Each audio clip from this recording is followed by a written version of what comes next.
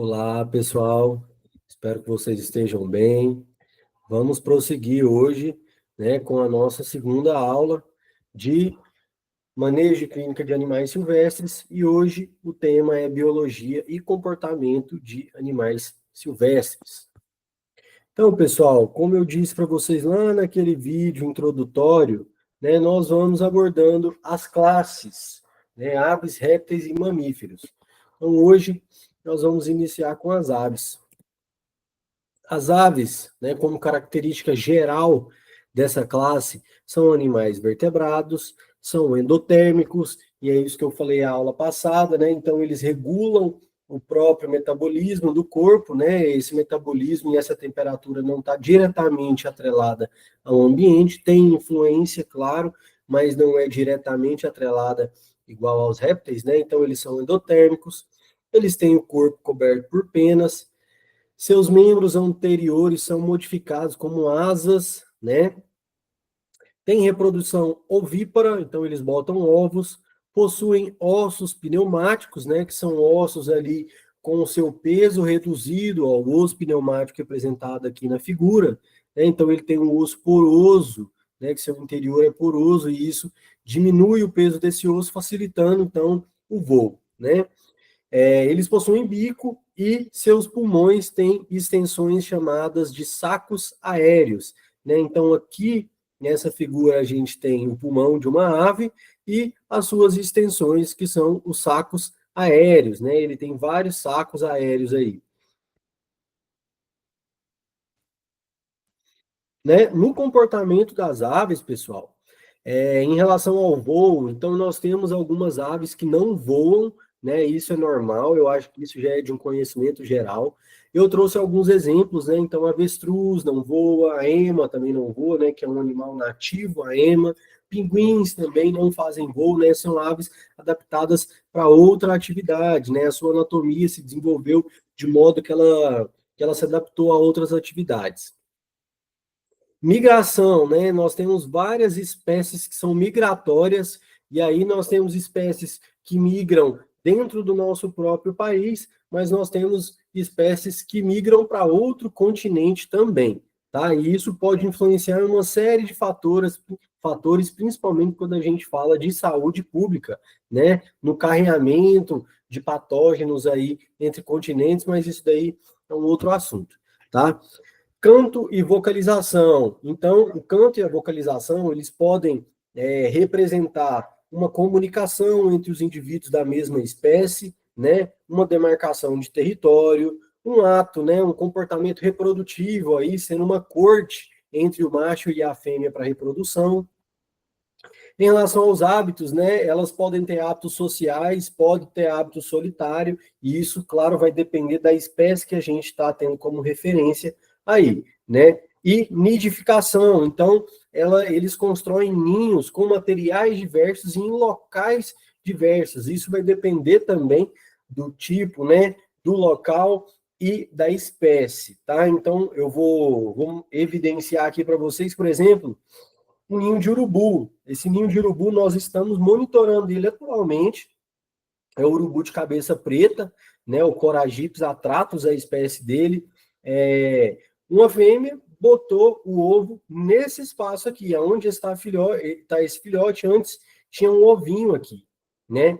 E aí esse ovo, eles incubaram esse ovo, né? Chocaram ele e tudo mais, ele eclodiu e o filhote está aí crescendo saudável. Hoje ele não está mais assim. Eu peguei uma foto mais recente da eclosão para vocês verem que o ninho, a espécie, né, vai depender da espécie, o tipo de ninho. Então, tem espécies que nidificam e constroem com galhos, com penas, né, que são mais cuidadosas, mas tem outras espécies, como o urubu, que gostam de locais mais altos e não constroem o ninho de fato, né?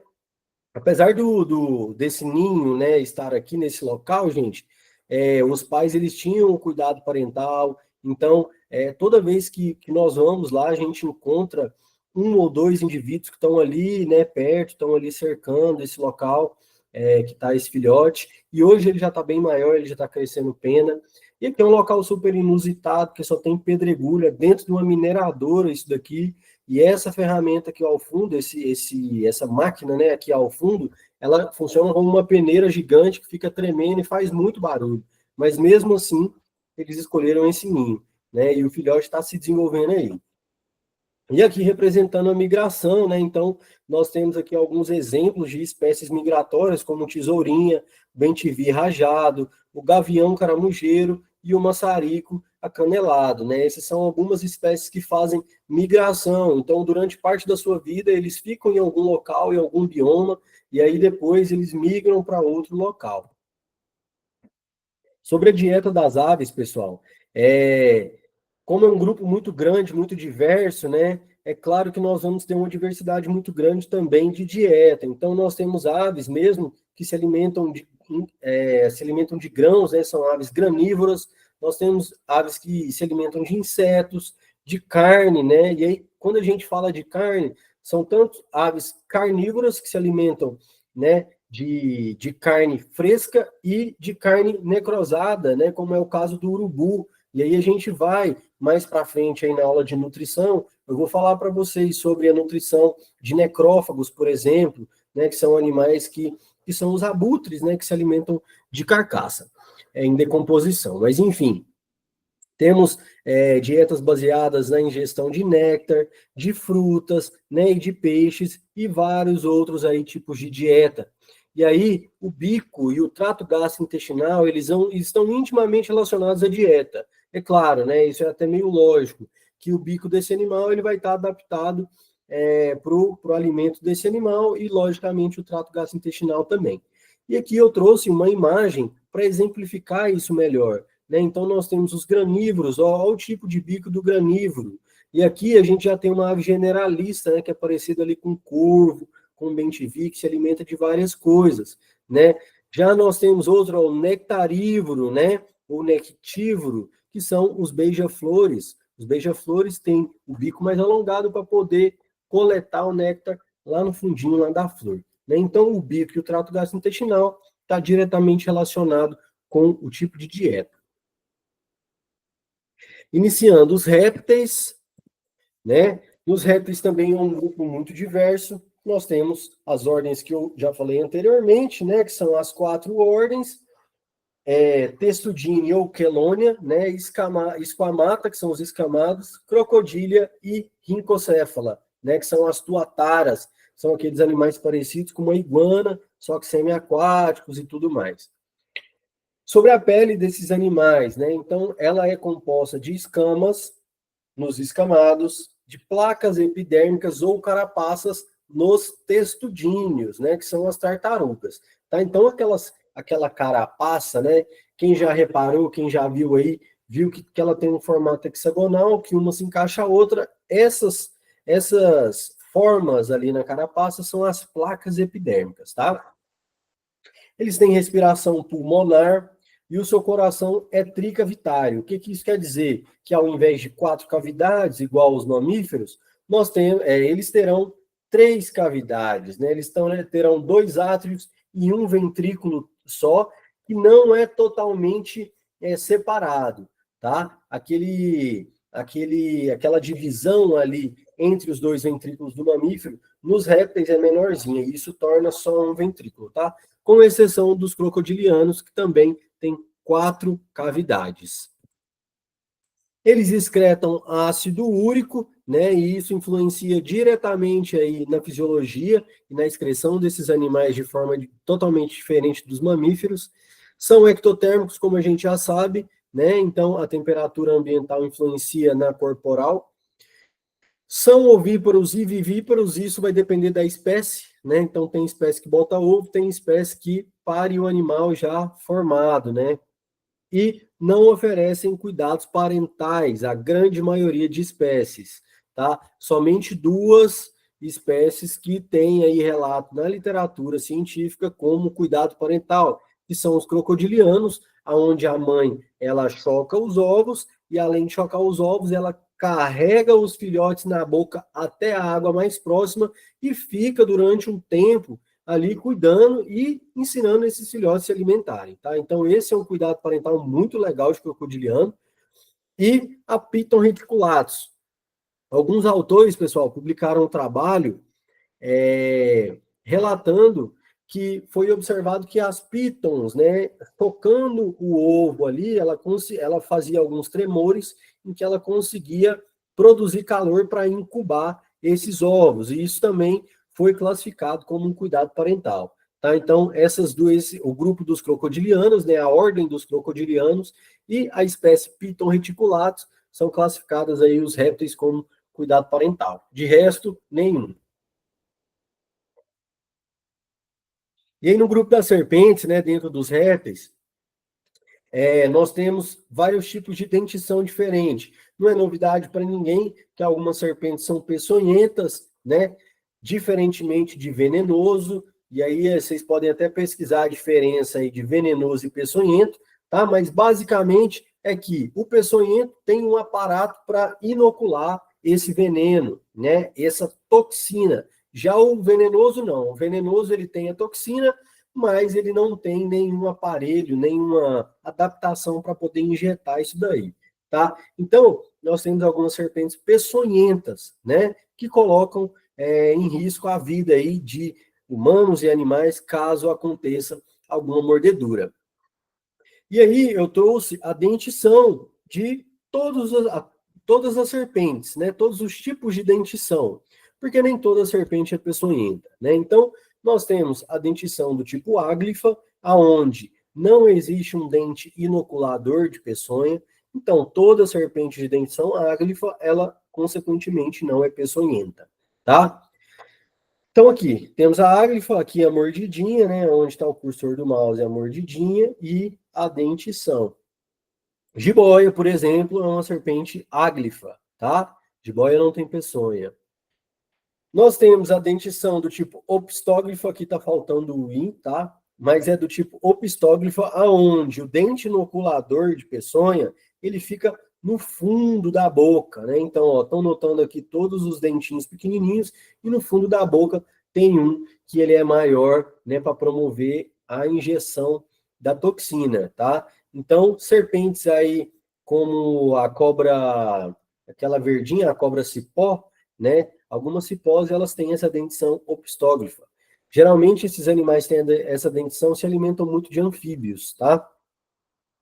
Temos também a dentição proteróglifa, aí a gente já tem que ficar mais esperto, porque essa dentição é a dentição da cobra coral, né? Que é uma serpente, apesar do hábito amigável, digamos assim, do hábito calmo, ela tem uma peçonha fulminante. Então, a dentição proteróglifa, ela se caracteriza por ter um dente inoculador de peçonha no começo da boca, né, nos dentes ali, nos caninos mesmo, né, no começo da boca aqui, na parte mais rostral, tá? Então, dentição da serpente coral, da cobra coral.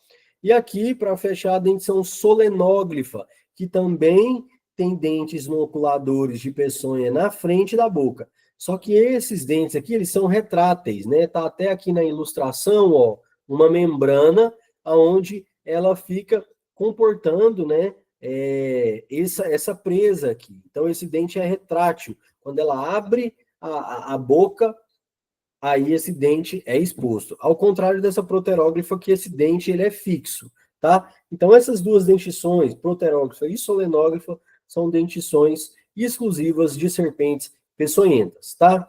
E aí, pessoal?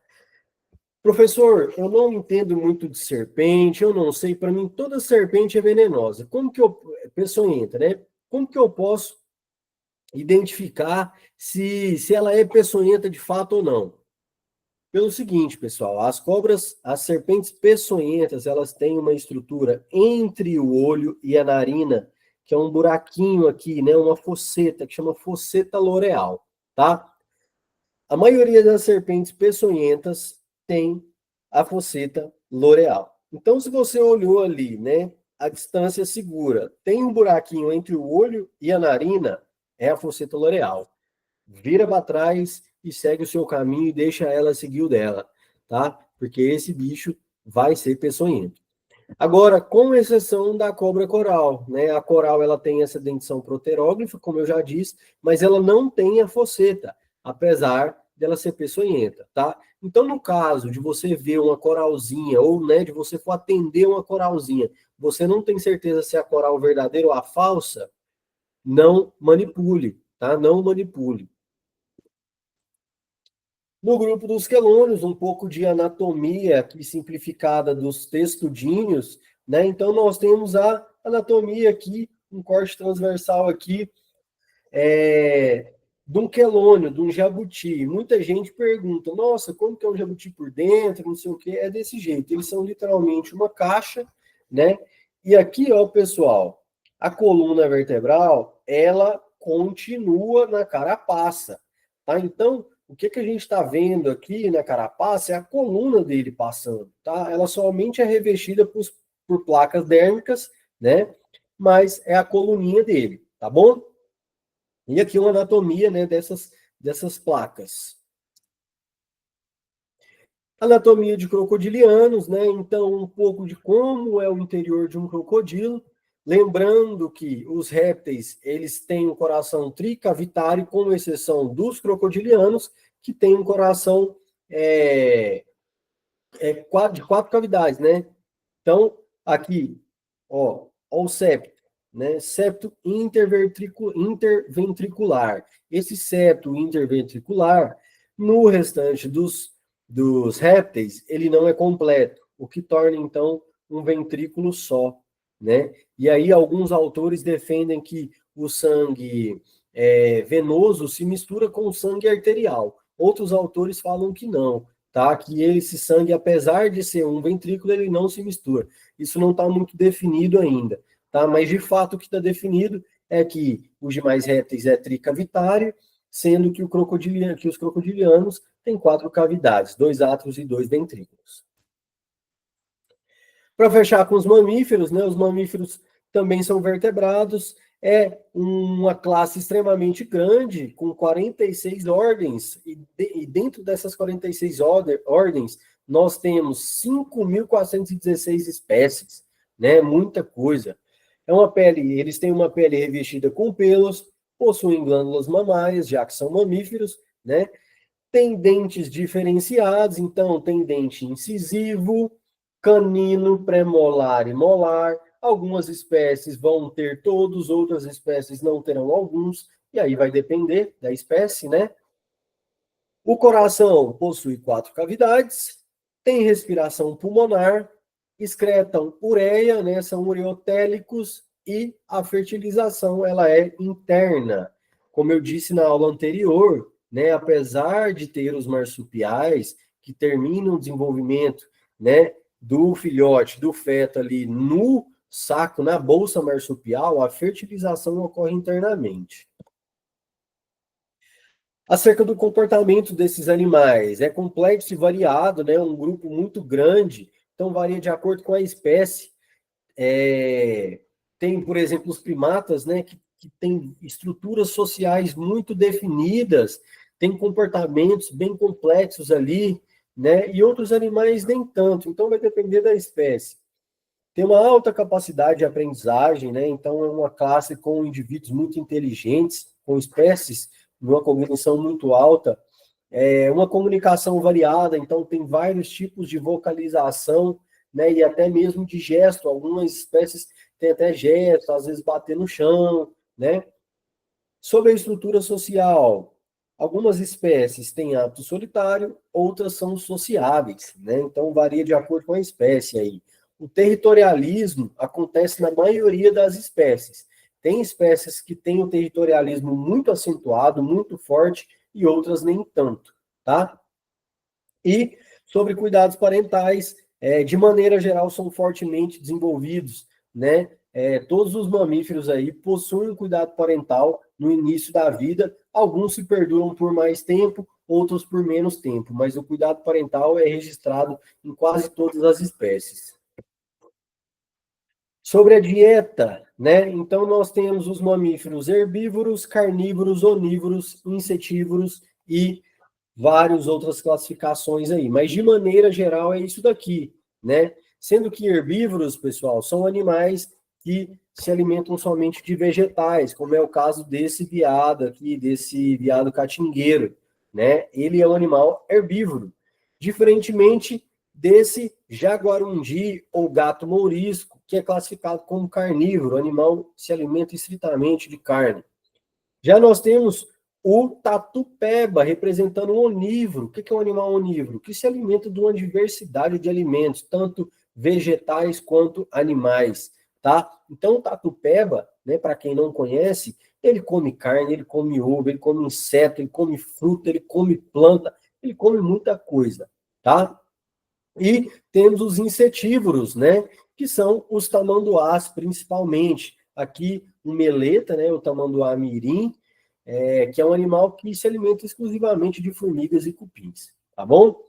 O trato gastrointestinal vai variar conforme a dieta, então, logicamente, o trato gastrointestinal de um herbívoro é totalmente diferente de um carnívoro, né? Porque eles precisam de enzimas diferentes, de compartimentos de digestão diferentes. E os dentes também são especializados conforme a dieta, né? Então, um animal, por exemplo, que se alimenta só de formiga e cupim, será que ele tem necessidade de dente? Né? É isso que a gente vai ver mais para frente. Será que tamanduá tem dente? Será que tatu tem dente? E aí, será que jaguarundi tem dente? Com certeza tem, que ele é um predador, né? Já o tamanduá não é necessário, ele não tem dente, né? Então, os seus dentes vão variar conforme a necessidade, conforme a dieta. Pessoal, a nossa aula 2 fica por aqui, tá? Quero ressaltar para vocês que o fórum, eu estou lá ativo no fórum, então mandem suas dúvidas, não fiquem com dúvidas, tá bom? Qualquer coisa eu estou à disposição. Muito obrigado e até mais.